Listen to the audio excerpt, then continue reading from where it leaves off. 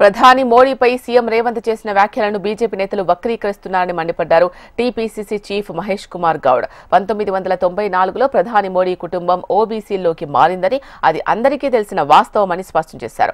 BJP బీసీల వ్యతిరేక party అని విమర్శించిన ఆయన కేంద్ర మంత్రి బండి సంజయ్ కు సవాల్ విసిరారు.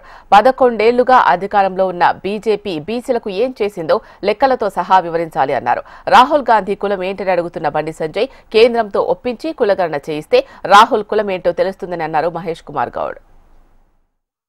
విషయాన్ని బీజేపీ ఎంపీలు కూడా అంగీకరిస్తా ఉన్నారు. అరవింద్ గాని కిషన్ రెడ్డి గాని వారు కూడా చెప్తుంది మోడీ గారి యొక్క కులాన్ని 94లో ఓబీసీలో చేర్చినారని. ఇవాళ మోడీ గారు పుట్టుకతో బీసీ కాదు, లీగల్లీ కన్వర్ట్ అయినటువంటి బీసీ. దాని కారణంగానే ఓబీసీ ముసుగేసుకున్నటువంటి మోడీ గారు ఈ దేశంలో బీసీల కోసం చేసింది ఏమీ లేదు.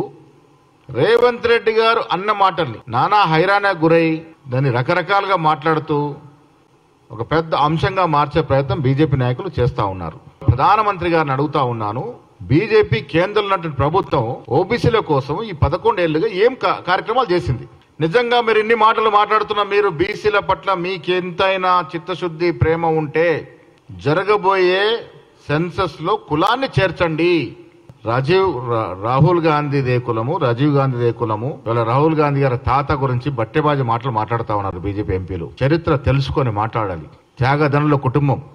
నిజంగా కులం అడుగుతున్నారు కదా మీరు, ఈ దేశవ్యాప్త కులగణన చెయ్యండి. ఆనాడు రాహుల్ గాంధీ లిఖితపూర్వకంగా వారు ఏ కులమో చెప్తారు, అది చేసి చూడండి. రాహుల్ గాంధీ గారి కులం ఏంటో మీకు స్పష్టంగా సంతకం పెట్టి మరీ చెప్తారన్న మాట కూడా ఈ సందర్భంగా మనవి చేస్తాను. దమ్ము ధైర్యం ఉంటే